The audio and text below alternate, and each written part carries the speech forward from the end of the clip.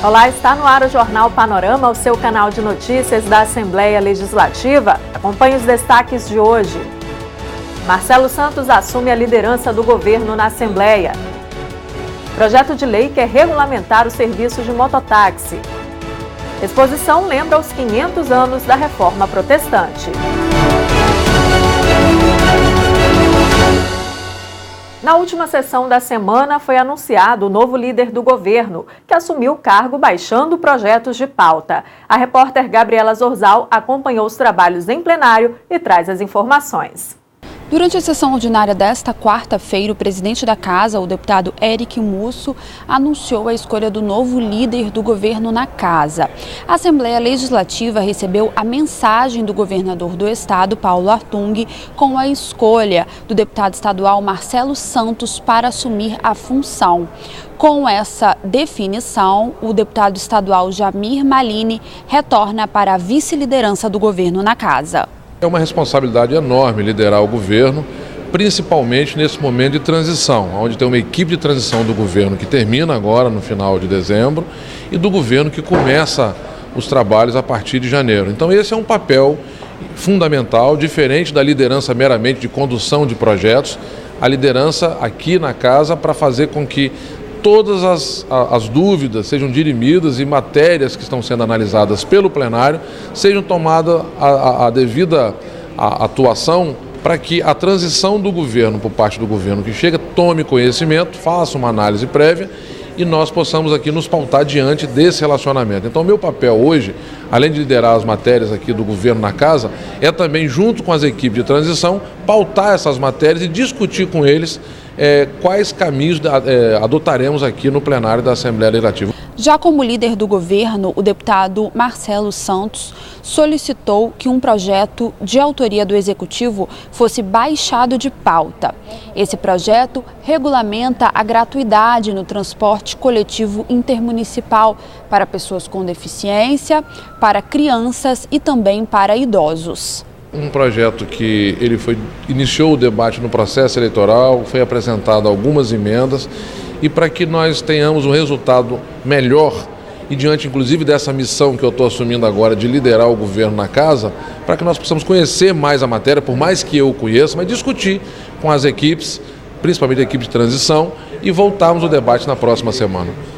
A mobilidade das pessoas também depende do transporte realizado pelos mototaxistas.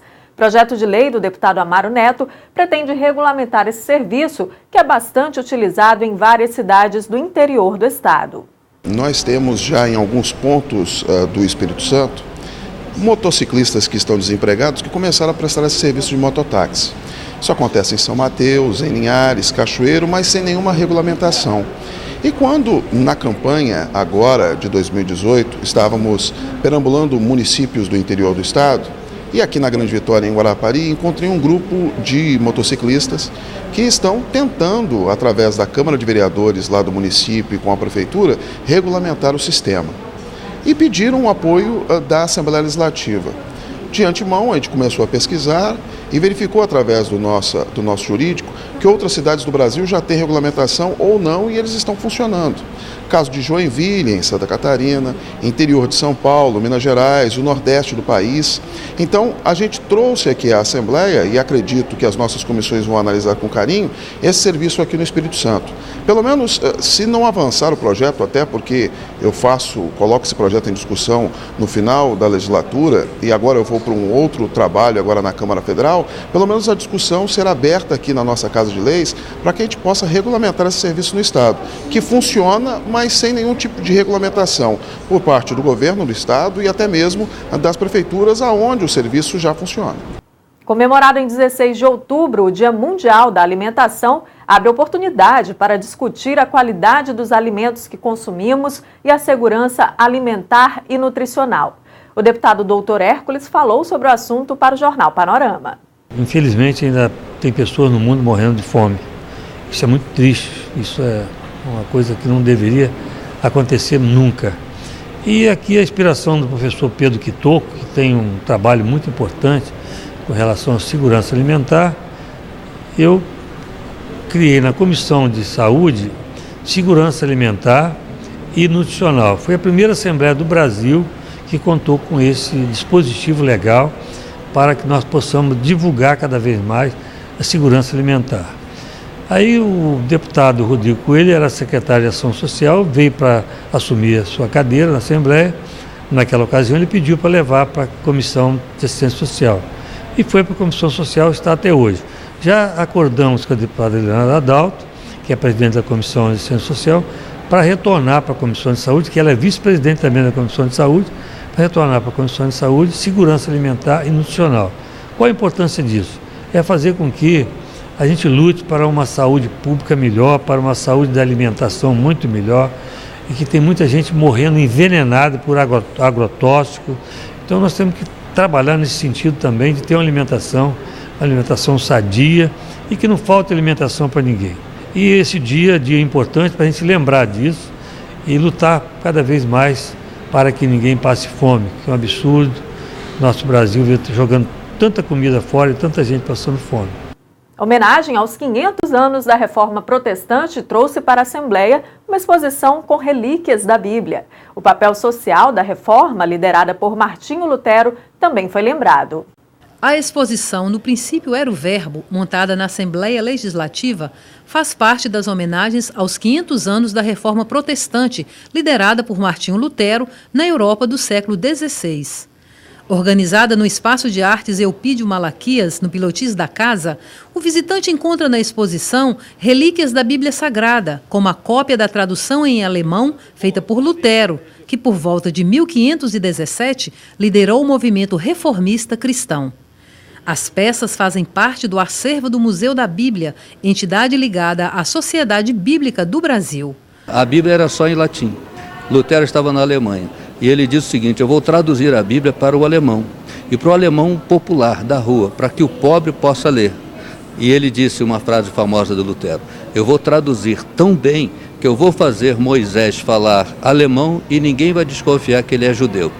E aquela tradução de Martinho Lutero ganhou o mundo. Para você ter uma ideia, a Germânia falava vários idiomas, mas a tradução de Lutero foi tão primorosa que todo mundo quis aprender aquele alemão para ler aquela Bíblia.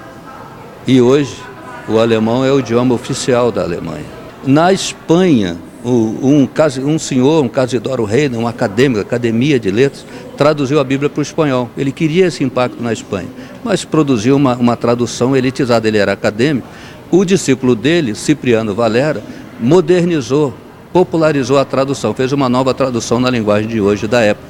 E por isso que essa Bíblia se chama Reina Valera, o sobrenome dos dois, Casidoro Reina, Cipriano Valera, e a Bíblia é oficial da Espanha até hoje, todos da língua espanhola, e também unificou um país.